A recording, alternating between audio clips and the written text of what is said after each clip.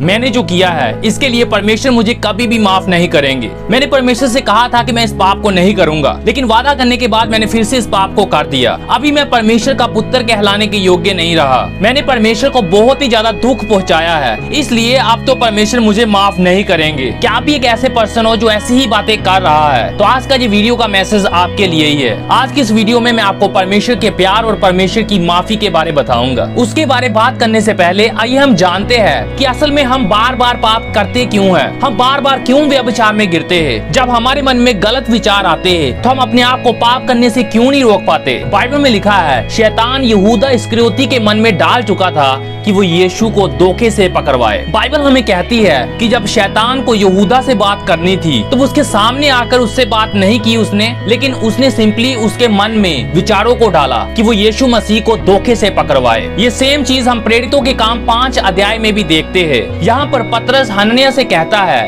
कि हे हनन्याह, शैतान ने तेरे मन में ये बात क्यों डाली कि तू पवित्र आत्मा से झूठ बोले? तो वहाँ पर क्या हुआ? शैतान ने सिंपली हनन्याह के मन में इन विचारों को डाला कि वो जाकर पतरस से झूठ बोले। हनन्याह नहीं जानता था कि ये विचार मेरे नहीं लेकिन ये शैतान के हैं। हनन्याह ने उन विचारों को स्वीकार किया और उन विचारों के अनुसार काम किया। और फिर पतरस उससे कहता है, हे हनन्याह, शैतान ने तेरे मन में ये बात क्यों डाली कि तू पवित्र आत्मा से झूठ बोले? इन 2 एग्जाम्पल्स के द्वारा आप क्लियरली देख सकते हो कि शैतान हमसे कैसे बात करता है। शैतान सिंपली हमारे मन में विचारों को डालता है और वो हमें उत्साहित करता है कि हम उन विचारों के अनुसार काम करें। और जब हम उन विचारों के अनुसार काम करते हैं तो हम पाप करते हैं। विचारों का मन में आना पाप नहीं है, लेकिन उन विचारों के अनुसार काम करना पाप है। ऐसा ही आपके साथ भी हुआ था जब आपने पाप किया और उस पाप के कारण अभी आप बहुत ही ज्यादा पछता रहे हो। उस समय क्या हुआ?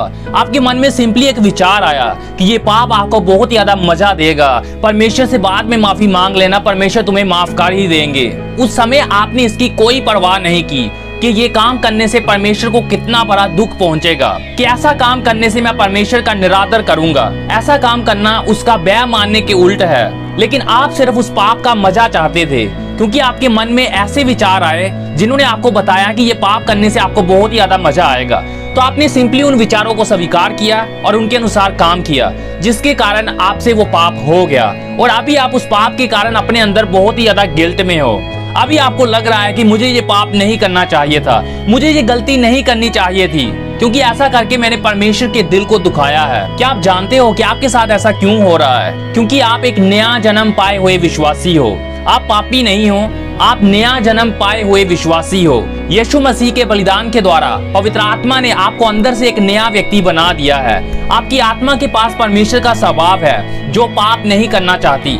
तो इसलिए जबकि अभी आपने पाप किया है, लेकिन जो अंदरूनी मनुष्य है आपका, वो आपको कह रहा है कि ये गलत किया है, तुम्हें ऐसा नहीं करना चाहिए था। सो शैतान और दुष्ट आत्माएं क्या करती है? वो पहले हमारे मन में विचारों को डालती है ताकि हम उस पाप को करें, ताकि हम उस पाप का मजा ले।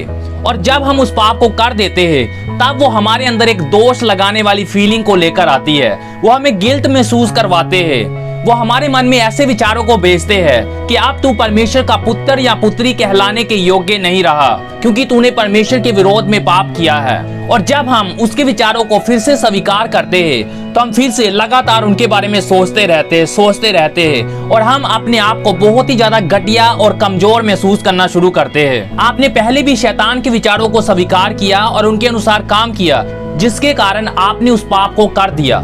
लेकिन अभी आप उस सेम गलती को ना दोहराए।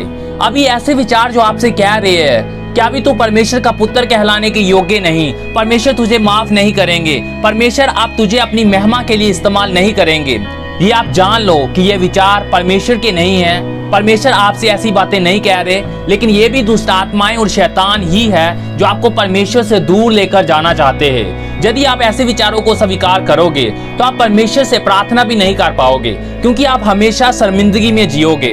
आपको परमेश्वर के सामने जाने में शर्म आएगी उन पापों के कारण जो आपने किए। तो ऐसे विचार आपको परमेश्वर से फिर से अलग करने की कोशिश कर रहे हैं। मैं आपको बताना चाहता हूँ, आपने जो ये पाप किया है इसके बावजूद परमेश्वर आपसे प्यार करते हैं। उसका प्यार आपके लिए कम नहीं हुआ। बाइबल में लिखा है रोमियो 5 और 8 कि जब हम पापी ही थे तभी मसीह हमारे लिए मरा। तो यीशु मसीह ने हमारे लिए जान कब दी? उसने हमसे प्यार कब किया? जब हम पाप में थे। जब हम उसके विरोधी थे, उस समय परमेश्वर ने अपने प्रिय पुत्र यीशु मसीह को हमारे लिए संसार में भेजा और उस प्यार के कारण जो वह हमसे करता है, उसने हमारे लिए क्रूस पर अपनी जान दी। सो परमेश्वर ने हमसे तब प्यार किया जब हम पापी थे, जब हम उसके विरोधी थे। तो अब जबकि आप यीशु मसीह के द्वारा उसके पुत्र और पुत्रियां बन चुके हो, क्या वो अब आपसे और ज्यादा प्यार ना करेगा? और क्या अब वह आपको माफ ना करेगा? वो आपको जरूर माफ करेगा, क्योंकि आपकी माफी की पूरी कीमत को यीशु मसीह ने पहले ही क्रूस पर चुका दिया है।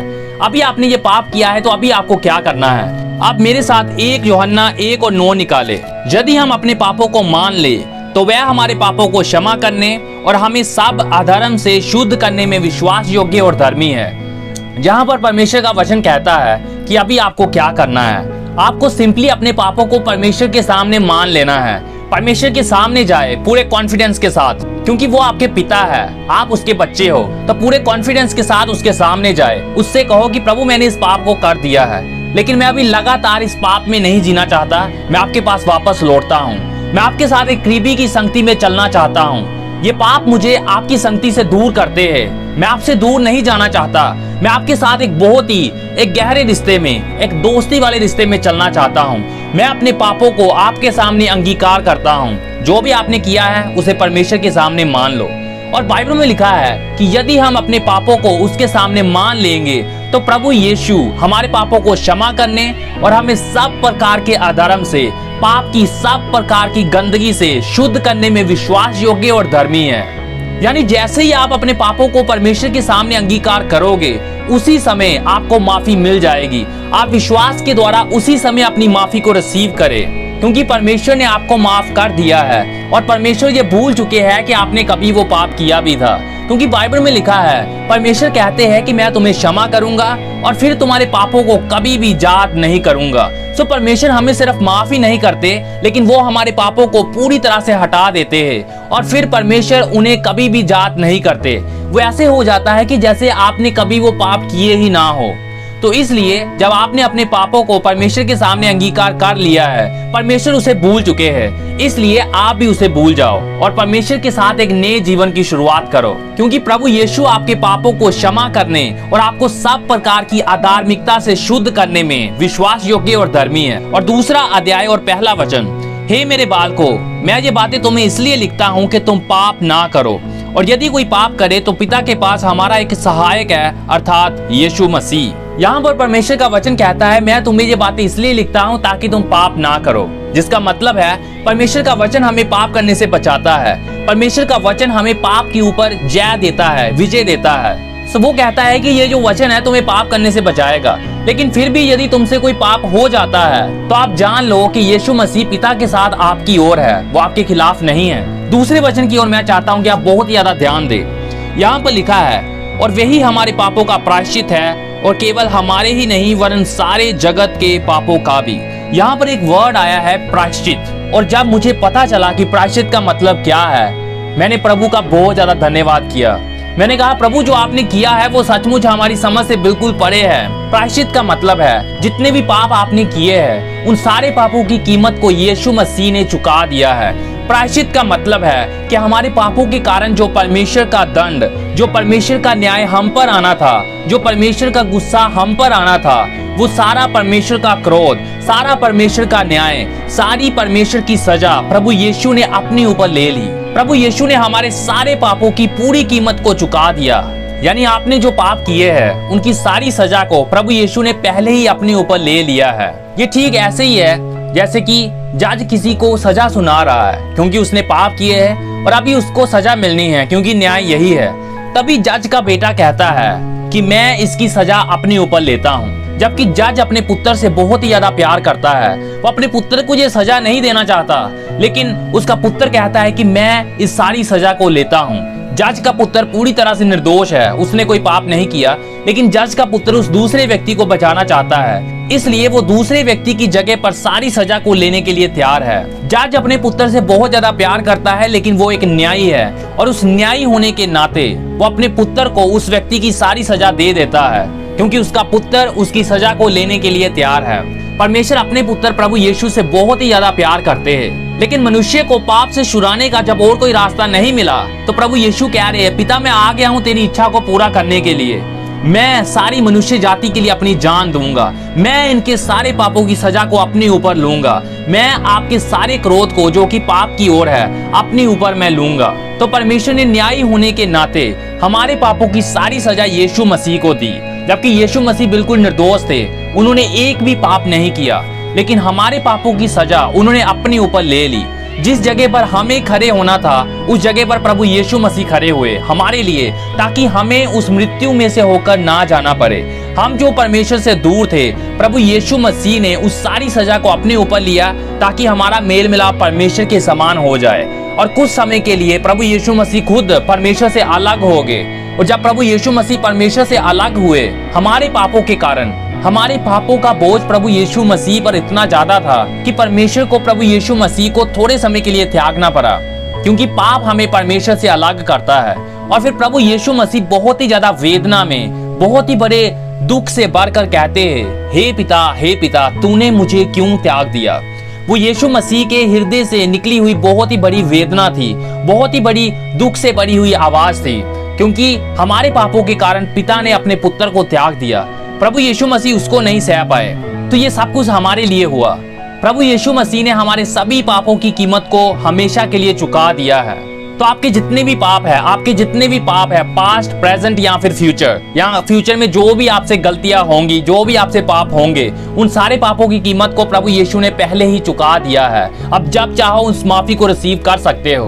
अभी इस वचन को आप गलत तरीके से मत लो। ये वचन पाप करने का लाइसेंस नहीं है कि प्रभु यीशु ने सारे पापों की कीमत को चुका दिया है तो अब जैसे चाहे पाप करो, क्योंकि माफ तो प्रभु यीशु ने पहले ही कर दिया है, उसने पहले ही पूरी कीमत को चुका दिया है। यदि कोई व्यक्ति ऐसी सोच रखकर बार बार जानबूझकर पाप करता है तो वो असल में प्रभु यीशु मसीह के क्रूस का मजाक उड़ा रहा है। यदि कोई व्यक्ति पूरी प्लानिंग के साथ पाप करता है और कहता है कि मैं इस पाप का मजा ले लूं, बाद में मैं परमेश्वर से माफी मांग लूंगा क्योंकि प्रभु यीशु ने सारे पापों की कीमत को तो चुका ही दिया है, ऐसा व्यक्ति प्रभु यीशु के क्रूस का निरादर कर रहा है। क्योंकि प्रभु यीशु ने सिर्फ हमारे पापों को ही क्षमा नहीं किया, लेकिन उसने हमें पाप के ऊपर एक जैवन जीवन जीने के लिए बुलाया है। उसने हमें पवित्र जीवन जीने के लिए भी अपनी सामर्थ से भर दिया है। इसीलिए बाइबल कहती है कि मसीह हमारे लिए इसलिए मरा ताकि हम आगे को उसके लिए जिए, हम आगे को उसे खुश करने के लिए जिए। इसके अलावा लिखा है कि वो हमारे पापों को अपने शरीर में लेकर क्रूस पर चढ़ गया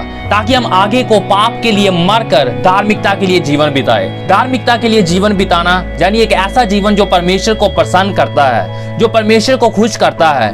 तो प्रभु यीशु ने क्रूस पर सिर्फ हमारे पापों की क्षमा के लिए जान नहीं दी, लेकिन इसलिए भी दी ताकि आगे को हम एक ऐसा जीवन जिए जो परमेश्वर को खुश करता है। इसलिए जब आप अपने पापों की क्षमा को प्रभु यीशु के बलिदान के द्वारा स्वीकार करते हो तो उसके साथ ही आप प्रभु यीशु के सामर्थ और परमेश्वर के अनुग्रह को भी रिसीव करें कि अब मैं इस पाप के ऊपर एक जैवंत का जीवन जीऊंगा।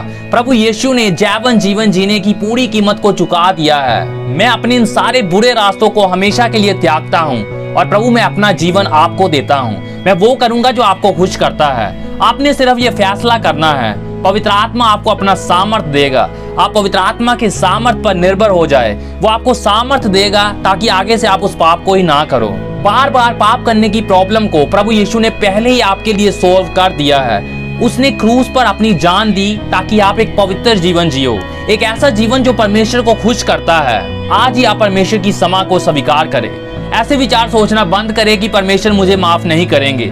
उसने पहले ही आपकी सारे पापों की सजा को अपने ऊपर ले लिया है। वो आपसे बहुत ही ज्यादा प्यार करते हैं, वो आपके पिता है। इस समय वो अपनी बाहों को फैलाए हुए आपको बुला रहे हैं कि मेरे बेटे, मेरी बेटी, मेरे पास वापस लौट आ।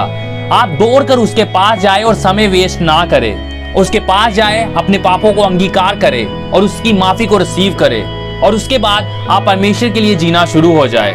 हर एक ऐसी चीज से दूर रहे जो आपके अंदर पाप करने की इच्छा को पैदा करती है, जो आपके अंदर पाप करने की लालसाओं को और ज्यादा बढ़ा देती है। इसकी बजाय एक पवित्र जीवन जीने का फैसला करें। पवित्र जीवन जीने के लिए परमेश्वर के लोगों की संगति करें। ऐसे लोगों की संगति करें जो अपनी आत्मा में मजबूत है, जो परमेश्वर के साथ साथ चलते हैं। हर रोज पवित्र आत्मा के साथ टाइम स्पेंड करो, उसकी आवाज को सुनो, परमेश्वर का वचन पढ़ो, परमेश्वर के वचन के ऊपर ध्यान करो, अपने मन को, अपने हृदय को परमेश्वर के वचन से भर लो। जब आप ऐसा कर लोगे तो आप पाप कर ही नहीं सकते, क्योंकि बाइबल में लिखा है, मैंने तेरे वचन को अपने हृदय में रख छोड़ा है कि तेरे विरुद्ध पाप ना करूं। सो परमेश्वर के वचन को अपने हृदय में भर लो, ताकि आप आगे को बार बार पाप ना करो, लेकिन आप शैतान के कामों को नाश करना शुरू हो जाए। मैं विश्वास करता हूं कि आज के इस वीडियो ने आपकी प्रॉब्लम को सॉल्व कर दिया है और अब आप ये जान चुके हो कि परमेश्वर आपको माफ करने के लिए तैयार है और अब आप परमेश्वर की माफी को इसी समय रिसीव करोगे। आप में से कितने लोग परमेश्वर की माफी को रिसीव करने और उसके बाद एक पवित्र जीवन जीने का फैसला करते हो? कमेंट्स में आई डिसाइड जरूर लिखे। इस वीडियो को किसी ऐसे पर्सन के साथ जरूर शेयर करें जो बार बार पाप करने के कारण अंदर से दुखी है, जो एक हारा हुआ जीवन जी रहा है, ताकि उसे भी पता चले कि परमेश्वर उससे अब भी प्यार करते हैं, वो अभी भी उसे अपने गले से लगाने के लिए तैयार है, वो अभी भी उसे एक नई जिंदगी देने के लिए तैयार है और वो अब भी परमेश्वर के पास वापस आकर उस नए जीवन को शुरू कर सकता है जो जीवन जीने के लिए परमेश्वर ने हमें बुलाया है। और हमारे नए वीडियोस को देखने के लिए आप हमारे चैनल को अभी सब्सक्राइब करके नोटिफिकेशन को ऑन कर सकते हो। सबको जय मसीह।